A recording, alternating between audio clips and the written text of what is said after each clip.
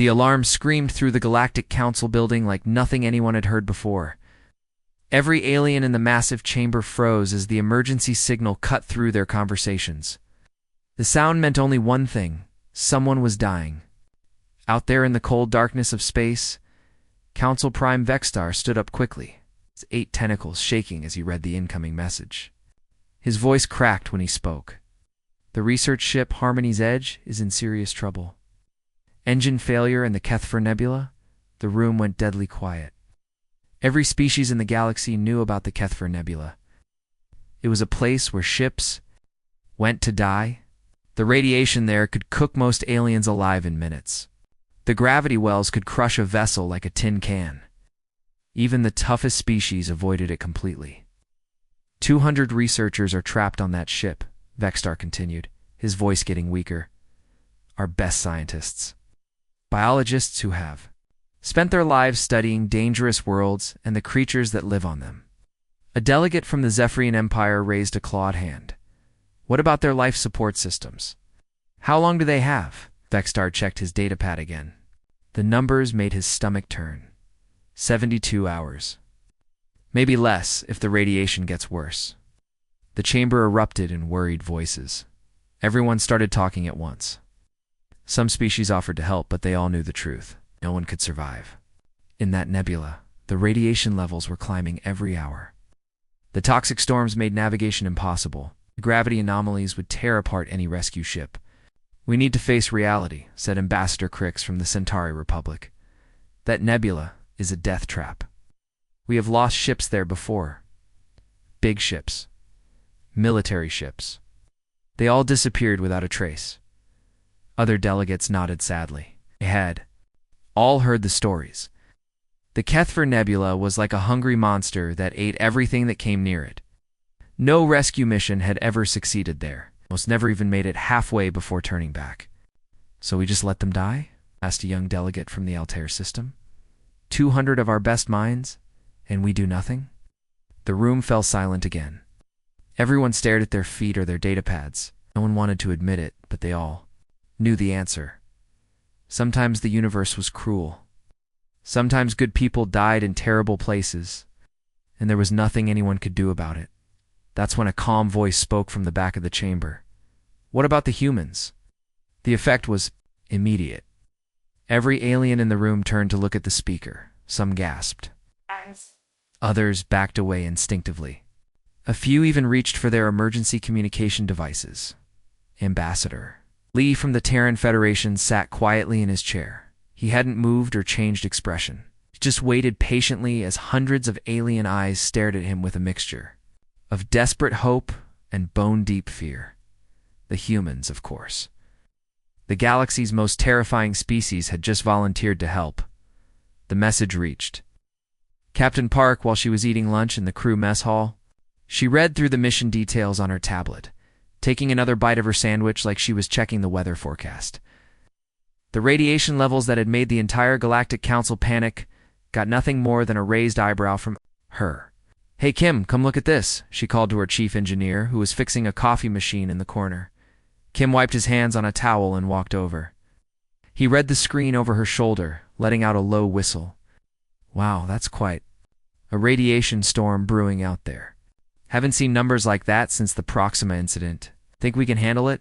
Park asked, though her tone suggested she already knew the answer. Kim cracked his knuckles and grinned.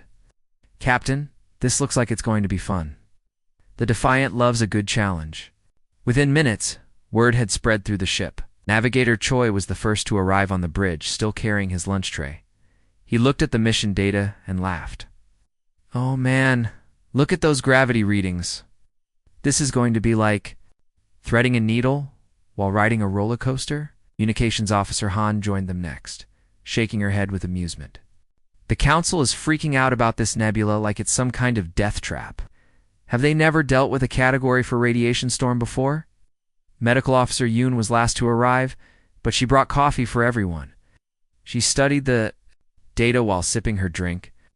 The life support calculations are interesting. Well, those alien systems are pretty fragile compared to what we're used to. We'll need to work fast. The crew talked about the mission like they were planning a weekend camping trip. They discussed radiation shielding the same way normal people talked about bringing umbrellas for rain. The gravity anomalies were just interesting navigational puzzles to solve.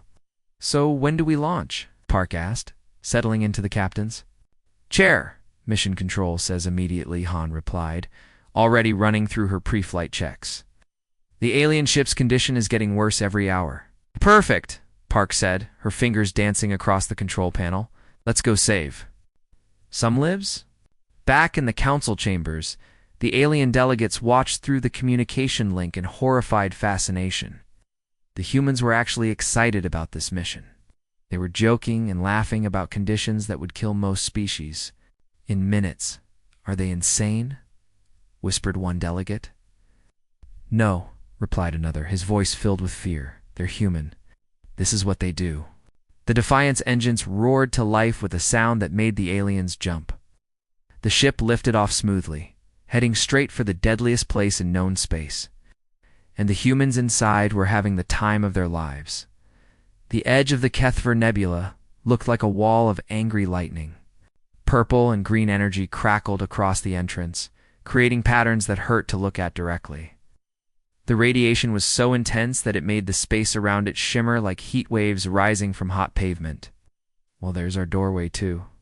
"Hell," Captain Park said cheerfully, steering the Defiant straight toward the deadly barrier. Most alien ships would have turned around immediately. The energy readings were off the charts. The radiation levels would cook any normal crew in seconds. But the humans flew right into it without slowing down the moment they crossed the threshold. Every alarm on the ship started screaming red. Lights flashed everywhere. Warning messages popped up on every screen. The computer kept repeating danger. Lethal radiation detected in multiple languages. "Someone turn off those alarms," Park said calmly. "They're giving me a headache." Kim reached over and switched off the warning systems. "Much better. Now we can actually think."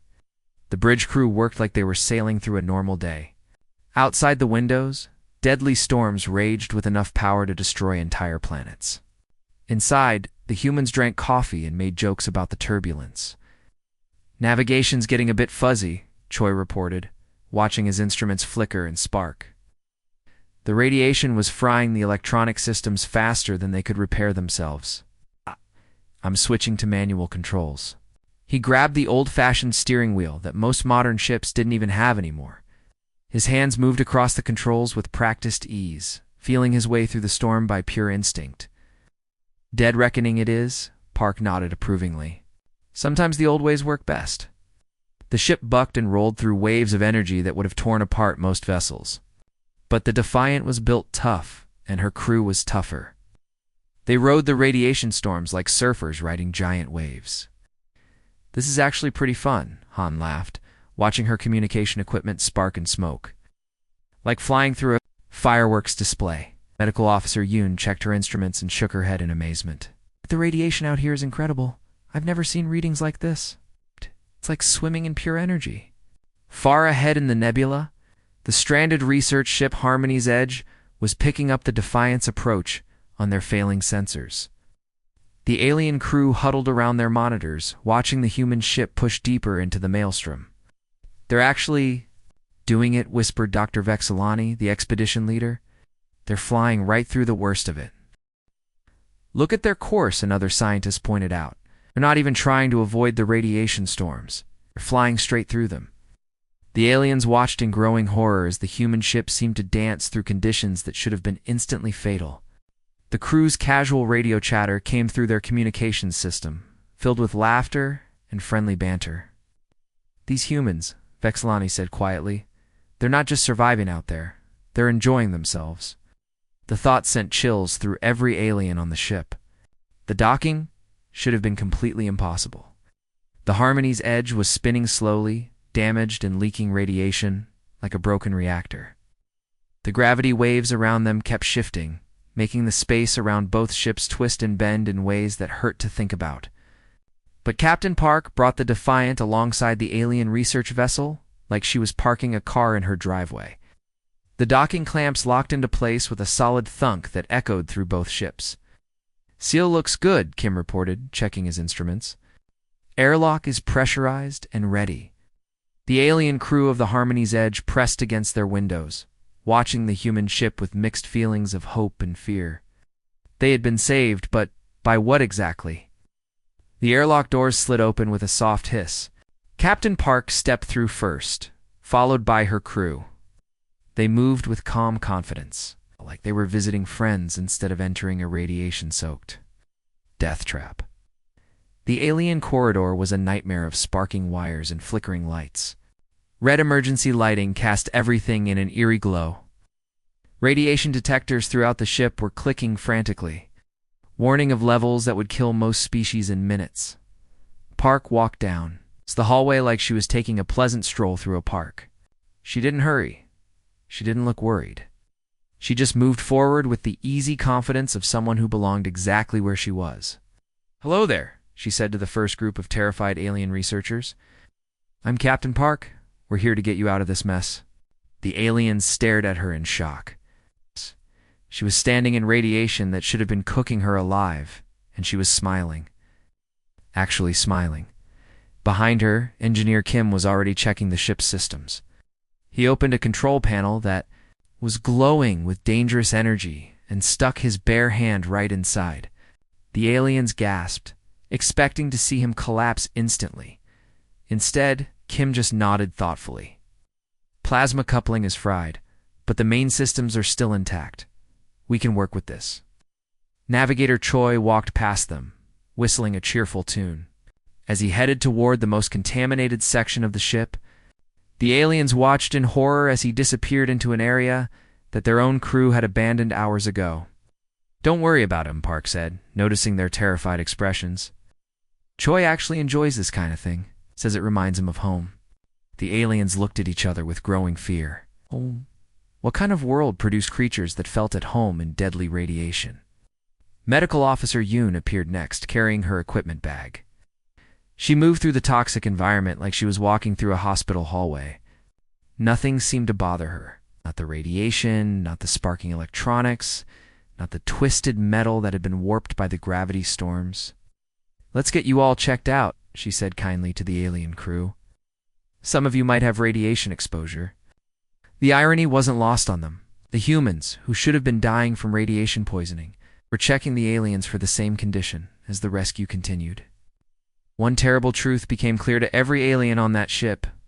These humans weren't just surviving in conditions that should have killed them. They were thriving. They moved through the deadly environment like apex predators in their natural hunting ground. The aliens realized they weren't being rescued by heroes. They were being saved by monsters who just happened to be on their side. The alien researchers huddled in the ship's main corridor, watching something that shouldn't have been possible. While Captain Park organized the evacuation, Chief Engineer Kim had started fixing their broken ship. Not just small repairs, he was working on the main power systems that had been declared completely beyond repair. "The plasma coupling is totally fried," Kim said, rolling up his sleeves. "But I think I can reroute it through the secondary manifold." He walked over to a control panel that was glowing bright blue with deadly energy. The radiation detector. Next to it was clicking so fast, it sounded like an angry insect. Kim just ignored it and opened the panel with his bare hands. The aliens gasped. That panel had been sealed off for good reason.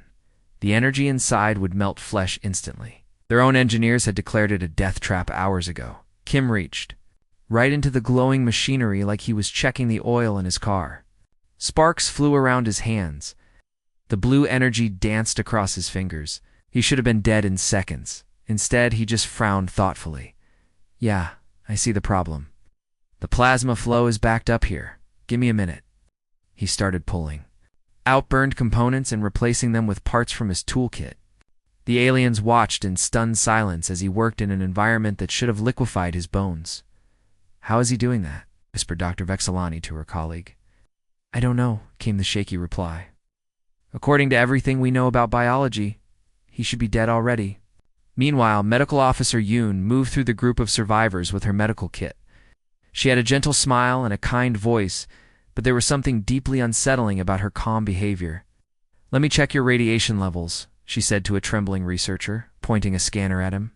The device beeped wildly, showing dangerous exposure levels. "You'll need some treatment for this," Yoon said, pulling out a small device. She administered the medicine while standing in radiation that was 20 times stronger than what she was treating the alien for. The researcher stared at her in horror. But what about you? The radiation here is lethal. Yoon just smiled. Oh, this is nothing. You should see what it's like during summer back on Earth. The casual way she said it made the alien's blood run cold. What kind of world produced beings who considered lethal radiation to be nothing? Across the corridor, Kim had somehow gotten the main power coupling working again. Lights flickered back on throughout the ship. The life support systems hummed back to life. There we go, he said, wiping his hands on a cloth. That should hold until we get you back to safe space. The aliens looked at their instruments in shock. Systems that had been completely dead were now functioning normally. Kim had fixed in minutes what their best engineers said would take weeks in a proper shipyard. This is impossible, muttered the ship's chief engineer. Those components were completely destroyed. Kim overheard and shrugged. Sometimes you just need to think outside the box, or in this case, outside the laws of physics. The way he said it, like breaking the fundamental rules of the universe, was just another day at the office. Made every alien on the ship realize they were dealing with something far beyond their understanding. Dr. Vexilani clutched her datapad with shaking hands. The evacuation was going smoothly, but she couldn't stop thinking about the classified files stored in her research computer. Files that suddenly seemed much more important than her original mission. Officer Han, she called out to the human communications specialist, who was helping coordinate the rescue. I need to show you something.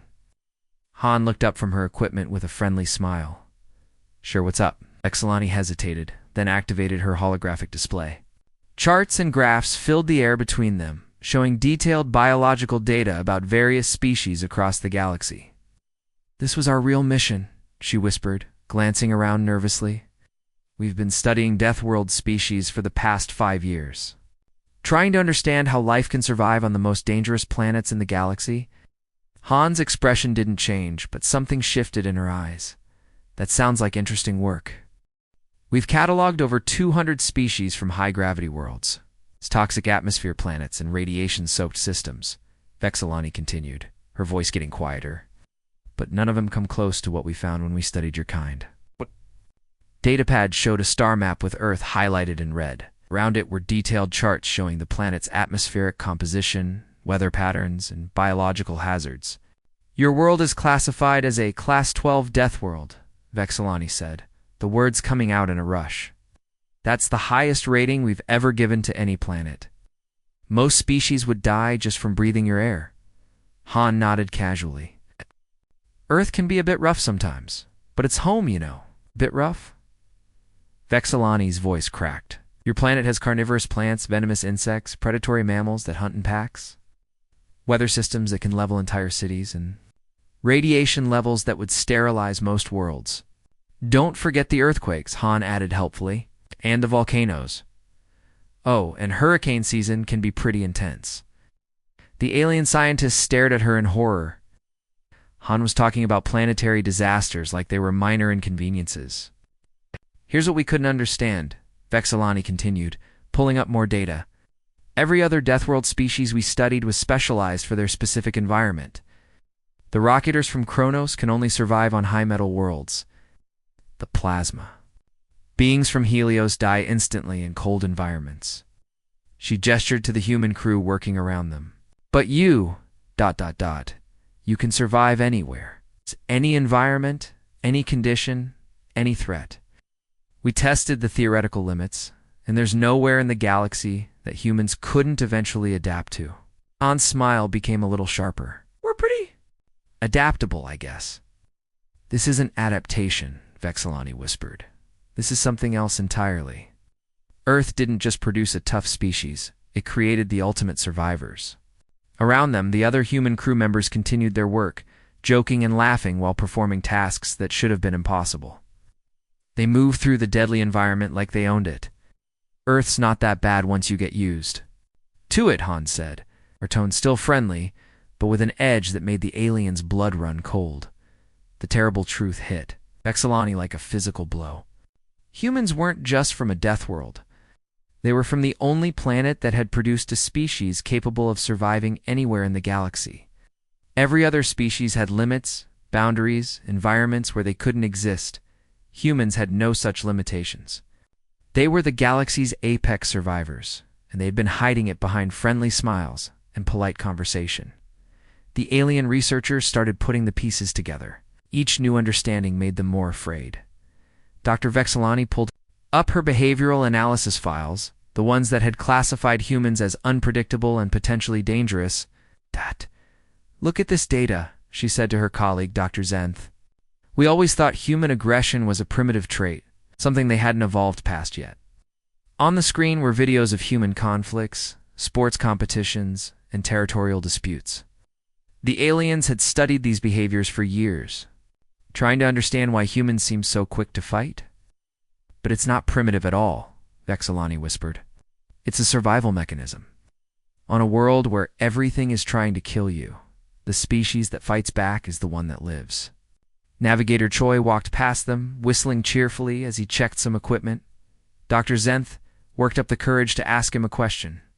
Choi, where on Earth did you grow up? Australia, he replied with a grin. Spent most of my childhood. Summers in the outback. Great place to learn navigation. If you get lost out there, you're dead in a few hours. The alien researchers exchanged horrified looks. They pulled up Earth's climate data on Australia. The temperature readings made their skin crawl. 50 degrees Celsius, Vexilani read aloud. That's hot enough to cook protein. And he spent his childhood there? Oh, that's not even the worst. Part Choi added, overhearing them. The really fun part was watching out for the wildlife. Drop bears, funnel web spiders, box jellyfish, crocodiles, snakes that could kill you with one bite. Made camping trips pretty exciting. He walked away, still whistling, leaving the aliens staring at their data in shock. Earth's Australia wasn't just hostile, it was actively trying to murder anything that lived there. Medical Officer Yoon joined the conversation, having overheard the discussion. Australia's not that bad, she said with a laugh. I grew up in Seoul during the monsoon. Seasons. Try dealing with floods, landslides, and typhoons every few months. The aliens looked up Seoul's weather patterns and nearly fainted. The city regularly experienced natural disasters that would evacuate entire planets in their space. But the strangest thing, Dr. Zenth said, reviewing more data, is how humans bond with everything. We thought it was emotional instability. We showed them videos of humans forming attachments to their pets, their machines, even their enemies sometimes. The aliens had classified this as a psychological weakness. It's not weakness, Vexilani realized. It's pack behavior. So in a world where everything wants to kill you, the species that works together survives. They bond with anything that might help them live another day. Captain Park appeared next to them, checking on the evacuation progress. The alien studied her with new eyes, seeing her friendly demeanor as something much more complex. Captain, Dr. Zenth asked carefully, why do humans always run toward danger instead of away from it? Park thought about it for a moment. I guess because running away usually gets you killed. Better to face the problem head-on and deal with it. The casual way she said it sent chills through every alien listening. What they had interpreted as reckless stupidity was actually the ultimate survival strategy. Every single trait we thought made humans primitive, Vexilani whispered after Park left, was actually an evolutionary advantage. They're not underdeveloped. They're perfectly adapted for survival in any environment. It's the friendly diplomatic. Humans they thought they knew were actually the galaxy's ultimate predators. Hiding their true nature behind smiles and polite conversation, the evacuation was nearly complete. The last group of alien researchers was boarding the Defiant when Captain Park called everyone together in the main cargo bay. Her crew stood casually around the room, but there was something different in the air now. The friendly atmosphere had shifted to something more serious. Before we head back to Council Space, Park began, her voice still calm and conversational, I think we should clear up a few things. She activated a holographic display that showed communication logs from the Galactic Council. The aliens recognized the encryption patterns immediately. These were classified transmissions that should have been impossible to intercept. "We've been listening to your council's conversations," Park said matter-of-factly. "Interesting stuff, especially the parts about containing dangerous species." Dr. Vexilani felt her blood turn to ice.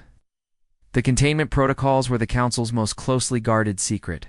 Its plans for what to do if any Deathworld species became too powerful or too threatening. The council has been preparing something called the Isolation Protocol, Park continued, reading from the intercepted files. "Apparently, they're worried about humans spreading too far into the galaxy. They want to limit our expansion to just a few star systems." The alien researchers looked at each other with growing terror. The humans had discovered the council's contingency plans that included military action if necessary. Communications Officer Han stepped forward with a tablet in her hands. "The really interesting part is how they plan to do it. Economic sanctions, trade restrictions, and if that doesn't work, a full military blockade of human space. They want to put us in a cage," Navigator Choi added, his usual cheerful demeanor replaced by something much colder. Park walked closer to the group of alien scientists. Her movement was casual, but every step felt like a predator approaching its prey. "The funny thing about cages," she said, her tone still conversational, "is that they only work if the thing inside doesn't want to get out." The temperature in the room seemed to drop several degrees. The humans weren't making threats, they were stating facts. Simple, terrifying facts about what would happen if anyone tried to contain them, you see. Park continued. "We've been playing nice, following galactic law, respecting boundaries, being good neighbors, but that was our choice. We chose to be diplomatic because we wanted to be part of the galactic community." Medical Officer Yoon spoke up from the back of the room. "But if the council wants to treat us like dangerous animals that need to be caged, well, they might not like what happens next." Dr. Vexilani found her voice, though it came out as barely a whisper. "What are you going to do?" Park's smile was polite, but had an edge that made every alien in the room step backward. "We're going to continue being helpful. We're going to keep rescuing ships in distress, exploring new worlds, and making friends across the galaxy." She paused, letting the words sink in. "The difference is, now everyone will know what we really are, and they'll understand that we're not asking permission to exist in this galaxy. We're just letting everyone know that we're here to stay." The alien researchers realized they weren't just witnesses to a rescue mission anymore. They were messengers, meant to carry word back to the council about what they had seen. The humans had revealed their true nature on purpose. The galaxy was about to learn that humanity couldn't be contained, controlled, or caged. The humans were making sure everyone got that message loud and clear. The Defiant docked at Central Station 3 days later, and word spread faster than light itself. The rescued alien researchers couldn't stop talking about what they had witnessed. In every cantina, research facility, and government building, the same impossible stories were being told. Dr. Vexilani found herself in the council's emergency session, her hands still shaking as she gave her report. They walked through radiation. That should have killed them instantly. They fixed systems that we declared beyond repair. They treated the entire rescue like it was a fun weekend trip. The council chamber was packed with delegates from every major species. Everyone wanted to hear about the human rescue mission, but the details made them more afraid with each revelation. The human engineer worked barehanded in a plasma field. Dr. Zenth added, his voice barely steady. "The energy readings were off our instrument scales. He should have been vaporized, but he just stood there fixing our ship like it was routine maintenance." Ambassador Crix from the Centauri Republic raised a trembling claw. "What about their psychological profiles? Did they show any signs of stress? Or fear?" "That's the terrifying part," Vexilani replied. They were enjoying themselves. The navigator was whistling while working in a contaminated section. The medical officer was making jokes about how the radiation reminded her of home. Whispers filled the chamber. The word home sent chills through every alien present. If this level of deadly radiation reminded humans of home, what did that say about Earth? In the weeks that followed, the stories grew and spread. Every space station, every colony, every trading post heard about the humans who had casually saved 200 lives in conditions that would have killed anyone else. The psychological effect was immediate and devastating. Species that had once seen humans as primitive newcomers now watched them with fearful respect. Friendly human diplomats suddenly seemed much more dangerous. When everyone knew what they were really capable of, the Council faced an impossible choice. They could try to implement the isolation protocol, attempting to contain humanity within a few star systems. But after what the researchers had witnessed, that seemed like a very bad idea. "We could try economic sanctions," suggested one delegate. "During a closed session, and what happens when they ignore them?" replied another. "Send a military fleet. We saw what one human crew did in the Kethver Nebula. Do we really want to find out what happens when they stop being friendly?" While the Council debated, something else was happening across human space. More ships were launching every day. The Terran Federation was expanding their emergency response fleet, sending vessels to patrol the most dangerous regions of the galaxy. The official reason was humanitarian. They wanted to help species in distress. But everyone understood the real message. Humans were making it clear that they could go anywhere, survive anything, and help anyone who needed it. The galaxy began to change. Trade routes that had been abandoned as too dangerous were suddenly viable again, with human escort ships offering protection. Colonies on harsh worlds found themselves with new human neighbors who actually enjoyed the hostile conditions. And everywhere humans went, they brought the same polite smile and friendly attitude. But now everyone knew what lay beneath that cheerful exterior. The phrase, "Don't worry, we're here to help," had taken on an entirely new meaning. It wasn't just an offer of assistance anymore. It was a reminder that humanity had arrived in the galaxy, and they weren't going anywhere. The age of human expansion had begun, and the galaxy was learning to live with its new apex species.